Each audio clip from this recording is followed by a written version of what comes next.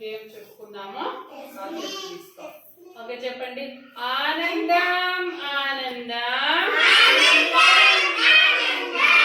ఆనందం ఆనందం ఆటల పిల్లలకు ఆనందం ఆనందం ఆనందం పాటల పిల్లలకు ఆనందం